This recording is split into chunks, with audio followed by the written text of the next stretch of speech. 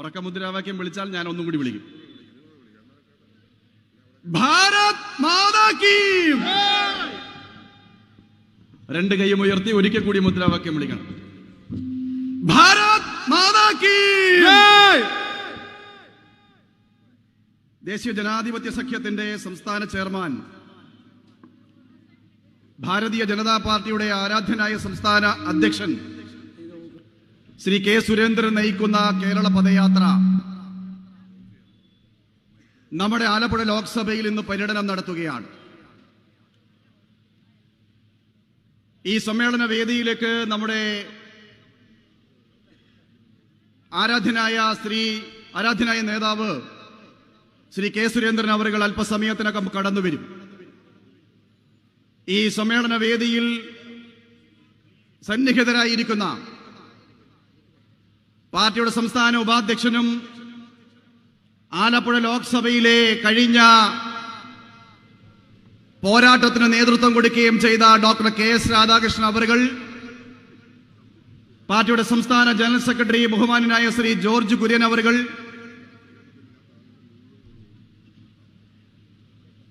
BDJS-ന്റെ സമാരാധ്യരായ നേതാക്കന്മാരടക്കം അനവധി ഘടകകക്ഷികളുടെ സാന്നിധ്യത്താൽ സമ്പന്നമായ ഈ വേദിയിലെ സമാദരണീയരായ നേതാക്കന്മാരെ, സഹപ്രവർത്തകരെ, സഹോദരിമാരെ, ജനാധിപത്യ വിശ്വാസികളെ, മാധ്യമ സുഹൃത്തുക്കളെ, ഏവർക്കും എന്റെ വിനീതമായ നമസ്കാരം. പാർട്ടിയുടെ ജില്ലാ അധ്യക്ഷൻ ഈ ജില്ലയുടെ രാഷ്ട്രീയ സാഹചര്യമെന്ത് എന്ന് ഇവിടെ സൂചിപ്പിച്ചു. കഴിഞ്ഞ ലോക്സഭാ തെരഞ്ഞെടുപ്പിൽ 21 ദിവസം മാത്രം പ്രവർത്തിക്കാൻ അവസരം ലഭിച്ചവരാണ് ഈ ലോക്സഭയിലെ ദേശീയ ജനാധിപത്യ സഖ്യത്തിന്റെ പ്രവർത്തകന്മാർ. ഡോക്ടർ രാധാകൃഷ്ണൻ സാറിനെ സ്ഥാനാർത്ഥിയായി പ്രഖ്യാപിച്ച് 21ാമത്തെ ദിവസം പോളിംഗ് ആയിരുന്നു. ആ 21 ദിവസത്തെ പ്രവർത്തനം കൊണ്ട് 1,87,792 വോട്ട് നേടാൻ നമ്മുടെ പരിശ്രമത്തിന് കഴിഞ്ഞു എങ്കിൽ ഇവിടെ ഈ തെരഞ്ഞെടുപ്പിൽ ഐതിഹാസികമായ വിജയം കൈവരിക്കാൻ നമുക്ക് കഴിയുമെന്ന് ഈ പദയാത്ര വിളംബരം ചെയ്യുകയാണ്. പ്രിയമുള്ളവരെ, അതിനുള്ള ആഹ്വാനമാണ് ഈ പദയാത്ര.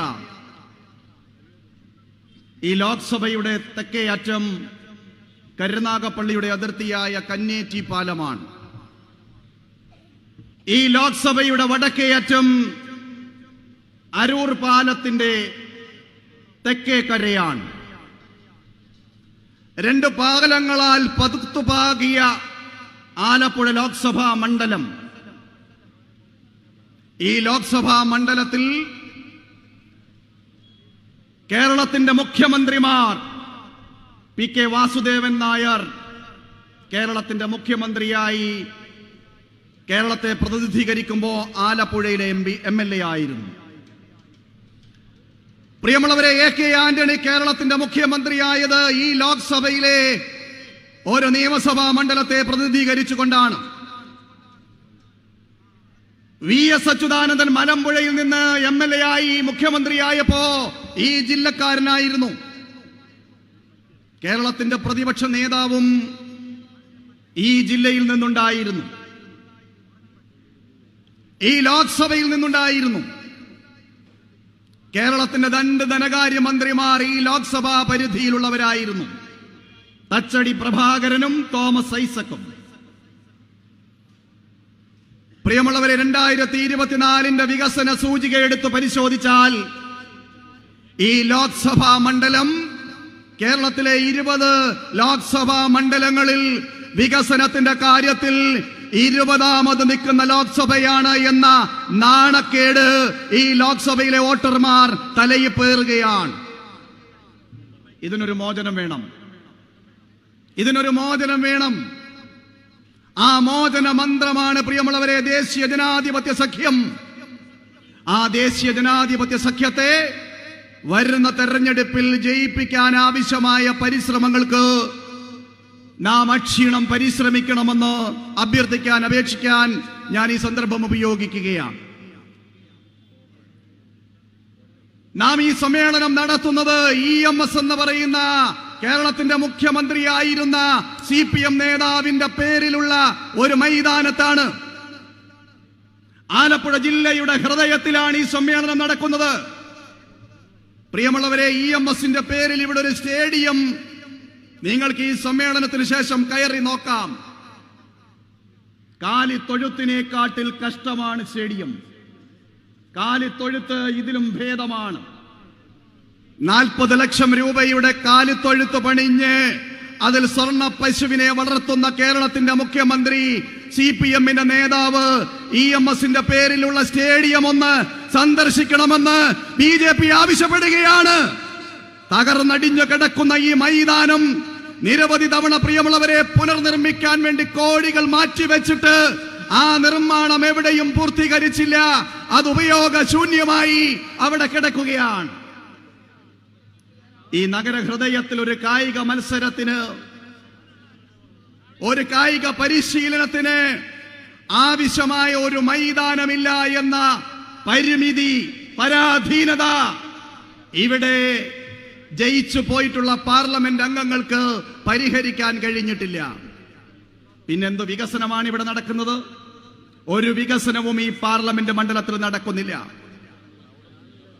ഈ പാർലമെന്റ് മണ്ഡലത്തിലെ പ്രമുഖമായ ഒരു കേന്ദ്ര പൊതുമേഖലാ സ്ഥാപനമാണ് NTPC, national thermal power corporation. കേരളത്തിന്റെ വൈദ്യുതി ക്ഷാമത്തിന് പരിഹാരമായി വലിയ പ്രതീക്ഷയോടെ ഹരിപ്പാട് നിയോജക മണ്ഡലത്തിലെ ചേപ്പാട് പഞ്ചായത്തിൽ ആരംഭിച്ച NTPC കോൺഗ്രസുകാരനും മാർക്സിസ്റ്റുകാരനും മാറി മാറി ഭരിച്ച് 4 കേന്ദ്രമന്ത്രിമാർ ഈ പാർലമെന്റ് മണ്ഡലത്തിൽ നിന്നുണ്ടായിട്ട്, ഈ ജില്ലയിൽ നിന്നുണ്ടായിട്ട്, AK ആന്റണിയും വയലാർ രവിയും KC വേണുഗോപാലും കൊടിക്കുന്നിൽ സുരേഷും അടങ്ങുന്ന 4 കേന്ദ്രമന്ത്രിമാർ ഈ ജില്ലയിൽ നിന്ന്, ഈ പാർലമെന്റിൽ നിന്നുണ്ടായിട്ട് ആ NTPCയുടെ 2ാം ഘട്ട നവീകരണ പ്രവർത്തനത്തിന് നേതൃത്വം കൊടുക്കാൻ ഒരു പദ്ധതിയും പരിപാടിയും പണവും മാറ്റിവെക്കാതെ പരാജയപ്പെട്ട് 24 വർഷക്കാലത്തെ കരാർ കാലാവധി അവസാനിക്കുമ്പോ പ്രിയമുള്ളവരെ NTPC അടച്ചുപൂട്ടുകയാണ്. വൈദ്യുതി ക്ഷാമം കൊണ്ട് പൊറുതിമുട്ടുന്ന കേരളം, ഇന്നും മഴയെ മാത്രം ആശ്രയിച്ച് പരമ്പരാഗതമായ വൈദ്യുതി ഉൽപാദനത്തെ മാത്രം ആശ്രയിച്ചു കഴിയുന്ന ഈ കേരളത്തിന്റെ വൈദ്യുതി ക്ഷാമത്തിന് വില കുറഞ്ഞ തരത്തിൽ വൈദ്യുതി ഉൽപ്പാദിപ്പിക്കാൻ ആവശ്യമായ അസംസ്കൃത പദാർത്ഥം കടൽ മാർഗമോ റെയിൽ മാർഗമോ അവിടെ എത്തിച്ചു കൊടുക്കുന്നതിനാവശ്യമായ പരിശ്രമം നടത്താതെ സംസ്ഥാന സർക്കാർ പുറം തിരിഞ്ഞു നിൽക്കുമ്പോ ഉൽപാദന ചെലവ് കൂടുതലാണെന്ന് പറഞ്ഞ് സംസ്ഥാന സർക്കാർ വൈദ്യുതി വാങ്ങാത്തതിന്റെ പേരിൽ വൈദ്യുതി ഉൽപാദനം നിർത്തിവെച്ച് ആ NTPC കരാർ കാലാവധി അവസാനിച്ചതിന്റെ പശ്ചാത്തലത്തിൽ അടച്ചുപൂട്ടുകയാണ്. എന്താണ് ഈ MP-യുടെ താല്പര്യം? ഇവിടെ ഭരിച്ചിരുന്ന മുൻ കേന്ദ്രമന്ത്രിമാരുടെ താല്പര്യം എന്താണ്? ഈ നാടിന്റെ വൈദ്യുതി ക്ഷാമം പരിഹരിക്കാൻ ആവശ്യമായ പദ്ധതികൾ ആവിഷ്കരിച്ച് ആ താപനിലയത്തിന്റെ നവീകരണ പ്രവർത്തനങ്ങൾക്ക് ആവശ്യമായ പണം കണ്ടെത്തി ആ താപനിലയം നിലനിർത്തിക്കൊണ്ട് ആ നാടിന്റെ വികസനത്തിന് നേതൃത്വം കൊടുക്കുന്നതിൽ പരാജയപ്പെട്ട പാർലമെന്റ് അംഗങ്ങളാണ് ഇവിടെ നിന്ന് തെരഞ്ഞെടുക്കപ്പെട്ടവർ. ഇതിന് പരിഹാരം വേണ്ടി ഈ പാർലമെന്റ് മണ്ഡലത്തിന്റെ തെക്കേ അതിർത്തിയിൽ ഓച്ചറ പരബ്രഹ്മ ക്ഷേത്രം, പ്രിയമുള്ളവരെ, വൃശ്ചികമൊന്ന് പുലർന്നാൽ ജനലക്ഷങ്ങൾ തമ്പടിച്ച് തങ്ങളുടെ വിശ്വാസമൂർത്തിയെ കണ്ട് അനുഗ്രഹം വാങ്ങാൻ അവിടെ ഭജനമിരിക്കാൻ ഒരുമിച്ച് കൂടുന്ന ആളുകൾക്ക് ഈ സർക്കാരിന്റെ ഭാഗത്തുനിന്ന് യാതൊരു സഹായവും ഒരുക്കി കൊടുക്കാത്ത ഒരു ഭരണകൂടം ഈ നാട്ടിൽ നാളുകളായി കഴിയുകയാണ്. ഈ MP അക്കാര്യത്തിൽ ഒരു മനസ്സും വെക്കുന്നില്ല. മഹാക്ഷേത്രങ്ങളുടെ പരമ്പരയുള്ള പാർലമെന്റ് മണ്ഡലമാണ് ആലപ്പുഴ പാർലമെന്റ് മണ്ഡലം. ഇന്നലെ ചെട്ടികുളങ്ങര അമ്മയുടെ ഇഷ്ട വഴിപാടായിട്ടുള്ള കുത്തിയോട്ടത്തിന് തുടക്കം കുറിച്ചു. യുനെസ്കോയുടെ പൈതൃക പട്ടികയിൽപ്പെട്ടിട്ടുള്ള ഒരാചാരം ലോകത്തിന്റെ വിവിധ കോണുകളിൽ നിന്ന് ചെട്ടുകുളങ്ങര അമ്മയുടെ കുത്തിയോട്ടവും അമ്പരചുംബികളായ കെട്ടുകാഴ്ചയും കാണുന്നതിന് ജനലക്ഷങ്ങൾ തടിച്ചുകൂടുമ്പോ പ്രിയമുള്ളവരെ, അവരിരുട്ടിലാഴുകയാണ്. ചെട്ടികുളങ്ങര ഇരുട്ടിലാഴുകയാണ്. അതിന്റെ പരിസര പ്രദേശങ്ങളിലെ സഞ്ചാര സ്വാതന്ത്ര്യം തടസ്സപ്പെടുകയാണ്. അവിടെയുള്ള കൈവഴികൾ സഞ്ചാരയോഗ്യമാക്കുവാൻ, ബദൽ യാത്രാ സംവിധാനം ഏർപ്പെടുത്താൻ ഒന്നും തന്നെ പരിശ്രമിക്കാത്ത പാർലമെന്റ് അംഗങ്ങൾ, ഒന്നും തന്നെ പരിശ്രമിക്കാത്ത സംസ്ഥാന സർക്കാരുകൾ ഈ നാടേറെക്കാലം ഭരിക്കുമ്പോ ചെട്ടുകുളങ്ങര അമ്മയുടെ വിശ്വാസികൾ ഒന്ന് തീരുമാനിക്കണം. ഈ പാർലമെന്റ് അംഗത്തെയും ഈ സർക്കാരിനെയും പാഠം പഠിപ്പിക്കുമെന്ന് പ്രതിജ്ഞയെടുക്കണം. ആ തീരുമാനമെടുക്കണമെന്ന് അപേക്ഷിക്കുകയാണ്, അഭ്യർത്ഥിക്കുകയാണ്. ലോകത്തിന്റെ സഞ്ചാരികൾ, വിനോദസഞ്ചാരികളടക്കം ചെട്ടികുളങ്ങരയിലെ കുംഭഭരണി കാണാൻ വരികയാണ്. പക്ഷേ പ്രിയമുള്ളവരെ, വാഹന ഗതാഗതം തടസ്സപ്പെട്ട് അവിടേക്ക് ആ കാഴ്ച കാണാൻ എത്താതെ മടങ്ങിപ്പോകുന്ന ഭക്തലക്ഷങ്ങളെ നമുക്ക് കാണാനായിട്ട് സാധിക്കും. നാട് ഭരിക്കുന്ന സർക്കാരിന്, ഈ പാർലമെന്റിനെ പ്രതിനിധാനം ചെയ്യുന്ന എംപിക്ക് അത്തരം കാര്യങ്ങളിൽ ഒന്നും ഒരു താല്പര്യവുമില്ല. നമ്മുടെ ആലപ്പുഴയിലെ എംപി ഇടയ്ക്കിടയ്ക്ക് റെയിൽവേയെ കുറിച്ച് വലിയ പ്രസ്താവന നടത്തുന്ന എംപിയാണ്. വേഗതയേറിയ തീവണ്ടികൾ വന്ദേ ഭാരത് എക്സ്പ്രസ് പ്രഖ്യാപിക്കപ്പെട്ടപ്പോ അതിനെതിരായ നിലപാട് സ്വീകരിച്ചുകൊണ്ട് റെയിൽവേ ഗതാഗതം താറുമാറാകുന്നു.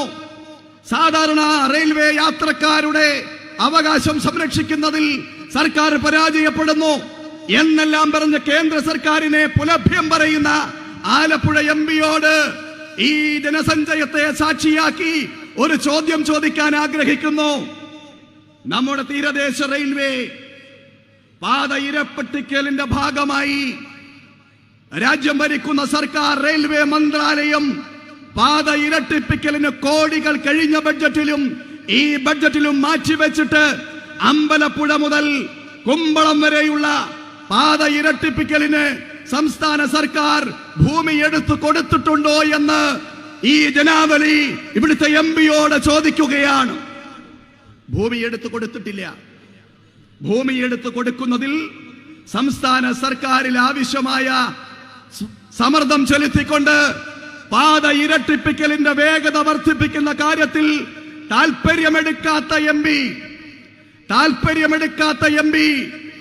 നരേന്ദ്രമോദിക്കെതിരായ കള്ളപ്രചാര വേലയ്ക്ക് പല സന്ദർഭങ്ങളിലും നേതൃത്വം കൊടുക്കുകയാണ്. പ്രിയമുള്ളവരെ, ഇത് ഈ തെരഞ്ഞെടുപ്പിൽ ഇവിടുത്തെ ജനങ്ങളോട് നമുക്ക് തുറന്നു പറയേണ്ടതായിട്ടുണ്ട്. CPM ആണ് സംസ്ഥാനം ഭരിക്കുന്നത്. ഈ പാർലമെന്റിലെ എംപി CPM ആണ്. ജില്ലാ പഞ്ചായത്ത് ഭരിക്കുന്നത് CPM ആണ്. ഇവിടെ നിന്ന് അങ്ങോട്ട് പോകുമ്പോ എല്ലാ MLA-മാരും ഇടതുപക്ഷ ജനാധിപത്യ മുന്നണിയുടെ MLA-മാരാണ്. അമ്പലപ്പുഴയിലെ MLA ഇടതുപക്ഷ ജനാധിപത്യ മുന്നണി, ആലപ്പുഴയിലെ MLA, ചേർത്തലയിലെ MLA, അരൂരിലെ MLA, ഇവരെല്ലാം പ്രിയമുള്ളവരെ ഇടതുപക്ഷ ജനാധിപത്യ മുന്നണിയുടെ MLA ആണ്. പക്ഷേ പാത ഇരട്ടിപ്പിക്കലിന് ഭൂമി എടുത്തു കൊടുക്കുന്ന കാര്യത്തിൽ ഈ സംസ്ഥാന സർക്കാർ താല്പര്യം കാണിക്കുന്നില്ല. ഇവിടെ അധികാരത്തിലിരിക്കുന്ന പാർലമെന്റ് അംഗം പാത ഇരട്ടിപ്പിക്കലിന് ഭൂമി എടുത്തു കൊടുക്കാൻ സംസ്ഥാന സർക്കാരിൽ സമ്മർദ്ദം ചെലുത്തുന്നുമില്ല. പ്രിയമുള്ളവരെ, നാടിന്റെ വികസനത്തിൽ രാഷ്ട്രീയം കാണാത്ത നരേന്ദ്രമോദി സർക്കാർ ആലപ്പുഴ റെയിൽവേ സ്റ്റേഷൻ അമൃത് ഭാരത് റെയിൽവേ സ്റ്റേഷനായി പ്രഖ്യാപിച്ചുകൊണ്ട് രാജ്യത്തെ റെയിൽവേ സ്റ്റേഷനുകളുടെ പട്ടിക പ്രഖ്യാപിച്ചപ്പോ ഈ കിഴക്കിന്റെ വെനീസ് എന്നറിയപ്പെടുന്ന ഒരു കാലഘട്ടത്തിൽ സുഗന്ധവ്യഞ്ജനത്തിന്റെയും നാളികേരത്തിന്റെയും വിപണന കേന്ദ്രമായിരുന്ന ഈ ആലപ്പുഴ പട്ടണം ഉൾപ്പെടുന്ന ആലപ്പുഴയുടെ റെയിൽവേ സ്റ്റേഷന്റെ വികസനത്തിന് 8 കോടി രൂപ മാറ്റിവെച്ചു എന്നുള്ളത് പ്രിയമുള്ളവരെ നമുക്ക് അഭിമാനത്തോടെ പറയാൻ സാധിക്കും. ഈ റെയിൽവേ സ്റ്റേഷന്റെ വികസനത്തിന് വേണ്ടി 8 കോടി രൂപ നീക്കിവെച്ചുകൊണ്ട് അതിന് നിർമ്മാണ പ്രവർത്തനം നടക്കുമ്പോ നരേന്ദ്രമോദി സർക്കാരിനെ പരിഹസിക്കുന്നവർക്കുള്ള മറുപടിയാണ് ഈ സന്ദർഭത്തിൽ സൂചിപ്പിക്കാനുള്ളത്. ആലപ്പുഴയുടെ ആരോഗ്യ മേഖല, ഏത് സാംക്രമിക രോഗങ്ങളും പൊട്ടിപ്പുറപ്പെടുന്നത് ആലപ്പുഴയിൽ നിന്നാണ്. എല്ലാ സാംക്രമിക രോഗങ്ങളും പൊട്ടിപ്പുറപ്പെടുന്നത് ആലപ്പുഴയിൽ നിന്നാണ്. ആ രോഗവാഹകരായിട്ടുള്ള രോഗാണുക്കളുടെ സ്വഭാവം എന്തെന്നറിയാൻ വൈറോളജി ഇൻസ്റ്റിറ്റ്യൂട്ടിന് വണ്ടാനത്ത്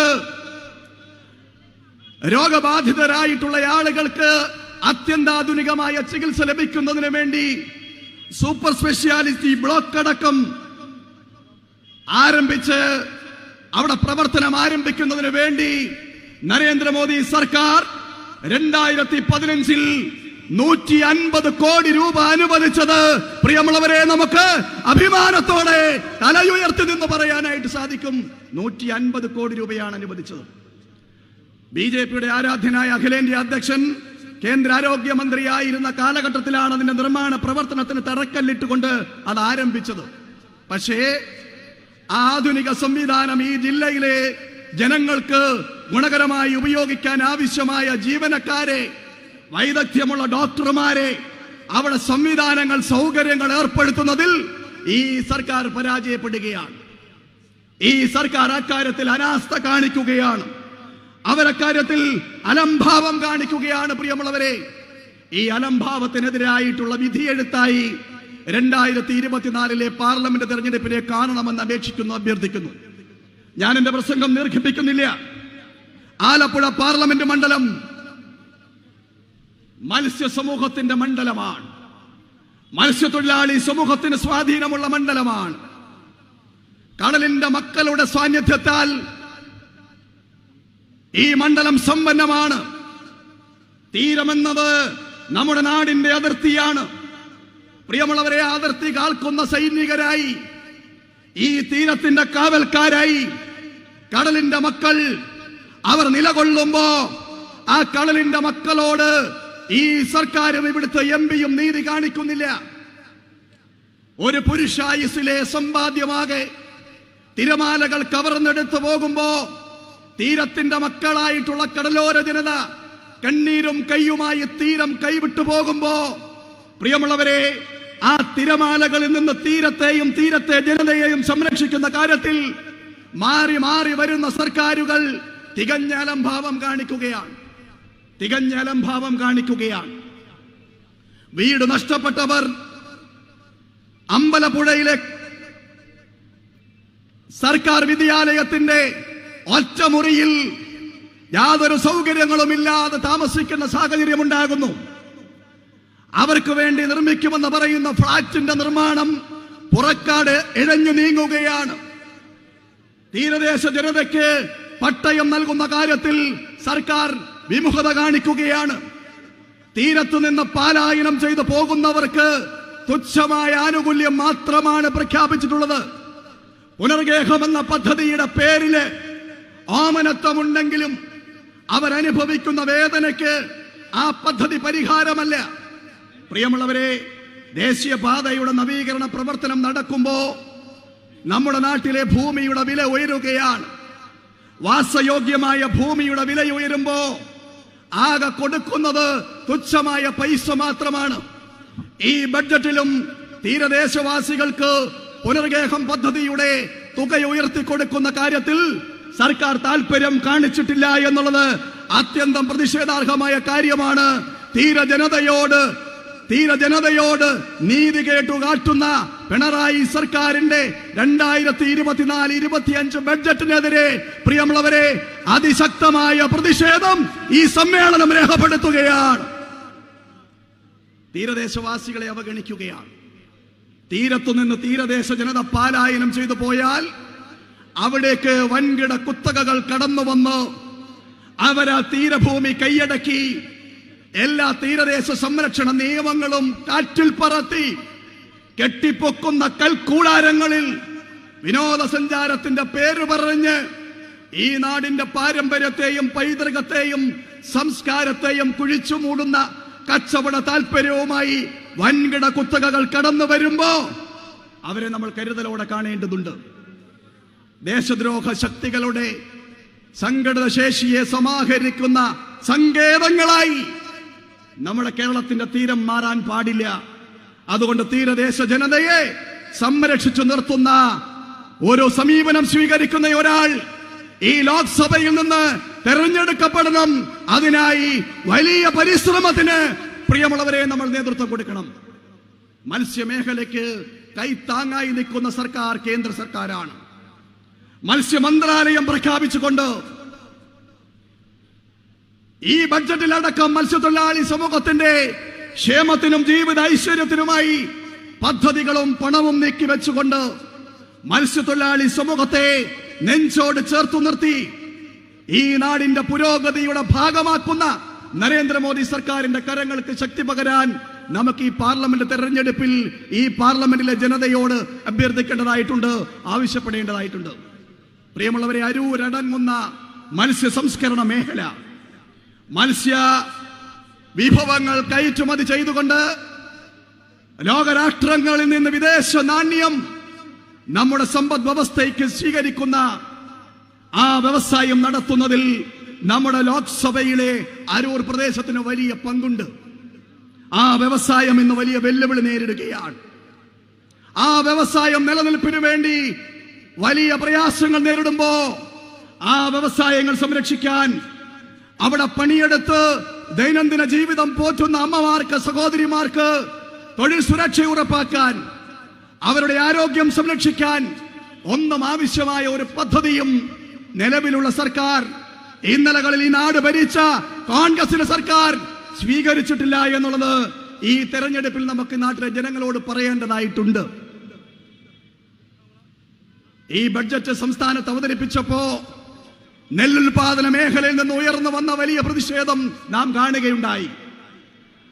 നമ്മളെ ഊട്ടിയുറക്കാൻ വേണ്ടി പകലന്തിയോളം പാടത്ത് പണിയെടുക്കുന്ന കർഷകന്റെ കണ്ണുനീർ കാണാതെ പോകുന്നവരാണ് പിണറായി വിജയന്റെ സർക്കാർ. 140 ദിവസം പാടത്ത് വിത്ത് വിതച്ച് ആറ്റുനോറ്റുണ്ടായ കുട്ടിയെ കാവലിരുന്ന് പോറ്റുന്നത് പോലെ ആ നെൽകൃഷി സംരക്ഷിച്ച് വിളവെടുത്ത് സർക്കാരിനെ ഏൽപ്പിച്ചാൽ, പ്രിയമുള്ളവരെ, വീണ്ടും ഒരു 140 ദിവസം കഴിഞ്ഞാൽ മാത്രമാണ് ആ കർഷകന് നെല്ലെടുത്തതിന്റെ പണം കിട്ടുന്നു എന്നുള്ള ദുരവസ്ഥയ്ക്ക് ഈ സംസ്ഥാന സർക്കാർ പരിഹാരം കണ്ടിട്ടില്ല. ഈ ബഡ്ജറ്റിലും കുട്ടനാടൻ ജനതയുടെ ദീർഘകാല ആവശ്യമായിരുന്നു നെല്ല് സംഭരണത്തിന് ഒരു റിവോൾവിംഗ് ഫണ്ട് വേണമെന്നുള്ളത്. അത് സർക്കാർ പുറം തിരിഞ്ഞു നിന്നുകൊണ്ട് കുട്ടനാടൻ കർഷകനെ ആത്മഹത്യയിലേക്ക് തള്ളിവിടുകയാണ്. കുട്ടനാടൻ കർഷകനെ ആത്മഹത്യയിലേക്ക് തള്ളിവിടുകയാണ്. ഈ സർക്കാരിനെതിരെ പ്രതിഷേധമുയരണം.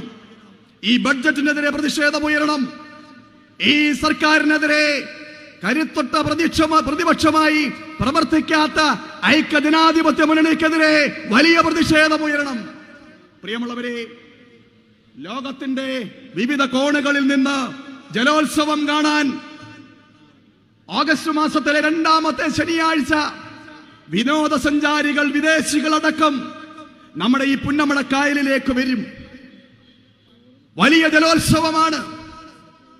20ഉം 22ഉം ചുണ്ടൻ വള്ളങ്ങൾ, ഒരു ചുണ്ടൻ വള്ളത്തിൽ 100ഉം 120ഉം തുഴച്ചിൽക്കാർ, 6ഉം 7ഉം പങ്കായക്കാർ, അവർ തങ്ങളുടെ കായിക കരുത്ത് ആ പുന്നമട കായലിന്റെ ഓളങ്ങളിൽ വിരിയിക്കുമ്പോ, വിദേശത്തു നിന്നടക്കം അതിന്റെ കാണികളെത്തുമ്പോ ഈ നാടിന് നേടി നൽകുന്ന വിദേശ ധനം, വിദേശ നാണ്യം അത് വളരെ വലുതാണ് പ്രിയമുള്ളവരെ. പക്ഷേ നെഹ്റുവിന്റെ പേരിലുള്ള നെഹ്റു ട്രോഫി ജലോത്സവം, ആന്റണിയും കോൺഗ്രസിന്റെ പരമതി നേതാക്കന്മാരും അധികാരത്തിലിരുന്ന നാളുകൾ കഴിഞ്ഞു പോകുമ്പോഴും ആ നെഹ്റു ട്രോഫി ജലോത്സവം നടക്കുന്ന പുന്നമടക്കായലിൽ ആ ജലോത്സവം വീക്ഷിക്കാൻ, അവിടെ എത്തുന്നവർക്ക് ആവശ്യമായ സംവിധാനം ഒരുക്കി കൊടുക്കാൻ, ഈ നാടിന്റെ ടൂറിസം സാധ്യതയെ പ്രയോജനപ്പെടുത്താൻ ഒന്നും ചെയ്യാത്ത സർക്കാരുകളാണ് ഈ നാട് ഇന്നലകളിൽ ഭരിച്ചത്. ഇവിടെ അധികാരത്തിലിരിക്കുന്ന പാർലമെന്റ് അംഗങ്ങളും ആ നിലയിൽ ഒന്നും ചെയ്തിട്ടില്ല. ടൂറിസം സാധ്യതയിൽ ആലപ്പുഴ ശ്രദ്ധേയമായ ഒരു പ്രദേശമാണ്. നമ്മുടെ കായലുകൾ കാണാൻ, നമ്മുടെ നദികൾ കാണാൻ, ഇവിടുത്തെ കുട്ടനാടൻ പച്ചിപ്പ് കാണാൻ, ഈ കാർഷിക പ്രദേശം കാണാൻ എല്ലാം വിദേശത്തു നിന്നും സ്വദേശത്തു നിന്നും അനവധി വിനോദസഞ്ചാരികൾ എത്തുമ്പോ, പ്രിയമുള്ളവരെ, അവർക്ക് ആവശ്യമായിട്ടുള്ള സുരക്ഷിതത്വമില്ല. അവർ സഞ്ചരിക്കുന്ന വള്ളങ്ങളിൽ, അവർ സഞ്ചരിക്കുന്ന പുരവഞ്ചികളിൽ അവർ സുരക്ഷിതരല്ല. അവരാക്രമിക്കപ്പെടുകയാണ്. ആവശ്യമായ സുരക്ഷാ പരിശോധനയ്ക്ക് സർക്കാർ സംവിധാനം ഏർപ്പെടുത്തുന്നില്ല. മാലിന്യം നിറഞ്ഞ കായലുകൾ സൃഷ്ടിക്കപ്പെടുമ്പോ അധികാരത്തിൽ ഇരിക്കുന്നവർ കണ്ണടച്ചിരിക്കുകയാണ്. അവർ കമ്മീഷൻ പറ്റുന്നവരായി മാറുകയാണ്. നമ്മുടെ ജലാശയങ്ങളെ മലിനമാക്കുന്നത് ഈ അധികാരികളാണ്. വെള്ളത്താൽ ചുറ്റപ്പെട്ട ആലപ്പുഴയിൽ കുടിക്കാൻ ഒരിറ്റു വെള്ളത്തിനു വേണ്ടി ഇവിടെയുള്ള ജനങ്ങൾ വെള്ളക്കച്ചവടക്കാരനെ ആശ്രയിക്കേണ്ട ഗതികേടിലേക്ക് ഈ നാടിനെ കൊണ്ടെത്തിച്ചെങ്കിൽ ഈ നാടിന്റെ വികസനത്തിന്റെ സൂചിക എന്താണ് എന്ന് നിങ്ങൾക്ക് അറിയാൻ സാധിക്കും. ഈ നാടിന്റെ വികസനത്തിന്റെ സൂചിക 20 പാർലമെന്റ് മണ്ഡലങ്ങൾ ഉണ്ടെങ്കിൽ അത് 20ാമതാണ്. പ്രിയമുള്ളവരെ, ഇതിന് പരിഹാരം വേണം. ഇത് പരിഹരിക്കപ്പെടേണ്ടതുണ്ട്.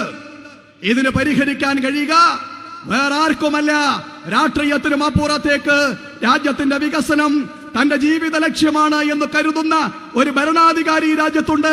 സാക്ഷാൽ നരേന്ദ്ര ദാമോദർദാസ് മോദിക്ക് അനുകൂലമായി ഈ പാർലമെന്റിലെ ജനതയെ ചിന്തിപ്പിക്കാൻ ഈ പദയാത്രികരായി ഇവിടെ എത്തിയിട്ടുള്ള മുഴുവൻ സഹപ്രവർത്തകന്മാരും ജനങ്ങളെയും ജനാധിപത്യ വിശ്വാസികളെയും നമ്മുടെ ചേരിയിലേക്ക് അണിനിരത്തിക്കൊണ്ട് ഈ പാർലമെന്റ് തെരഞ്ഞെടുപ്പിൽ ഐതിഹാസികമായ വിജയം കൈവരിക്കാൻ നമുക്ക് കഴിയുന്നതിന് പരിശ്രമിക്കണമെന്ന് ഞാൻ അഭ്യർത്ഥിക്കുന്നു. 2 കാര്യം കൂടി ഞാൻ പറഞ്ഞ് അവസാനിപ്പിക്കാം. KSRTC, നിങ്ങൾ പോകൂ ആലപ്പുഴ KSRTCയിലേക്ക്. അവിടുത്തെ കെട്ടിടങ്ങൾ പൊളിച്ചിട്ടിരിക്കുന്നു. തോമസ് ഐസക് ധനകാര്യമന്ത്രിയായിരുന്നപ്പോ വലിയ വിപ്ലവകരമായ പ്രസംഗം നടത്തി, പ്രഖ്യാപനം നടത്തി. KSRTCക്ക് ആലപ്പുഴയിൽ ഒരു മൊബിലിറ്റി ഹബ്ബ്, വൈറ്റില മോഡൽ, വേറെയും ചില മോഡലുകൾ പറഞ്ഞു. ആ പ്രഖ്യാപനം പ്രിയമുള്ളവരെ പാഴ്വാക്കായി മാറി. പൊളിച്ചിട്ടിടത്ത് കിടക്കുകയാണ്. ഒന്നും ചെയ്യാൻ കഴിഞ്ഞില്ല. ഈ ബഡ്ജറ്റിൽ CPM-ന്റെ ധനകാര്യമന്ത്രി, മുൻ ധനകാര്യമന്ത്രി, CPM-ന്റെ നേതാവ്, കേന്ദ്ര കമ്മിറ്റി അംഗം ഐസക്കിന്റെ പ്രഖ്യാപനത്തെ പിന്തുണച്ചിട്ടില്ല. ആലപ്പുഴയിലെ KSRTCയുടെ മൊബൈലിറ്റി ഹബ്ബ് അനാഥമാകുകയാണ്. ഇതാണ് ഇവരുടെ വികസന സങ്കല്പം. ഈ ജില്ലാ കേന്ദ്രം വികസന മുരടിപ്പിലാണ്. ഈ പാർലമെന്റ് ആകെ വികസന മുരടിപ്പിലാണ്.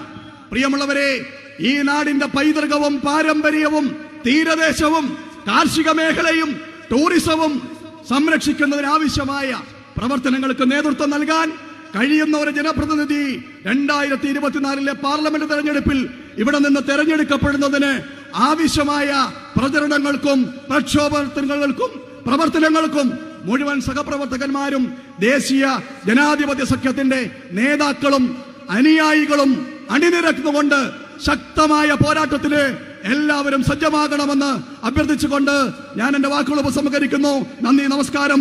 വന്ദേ മാതരം.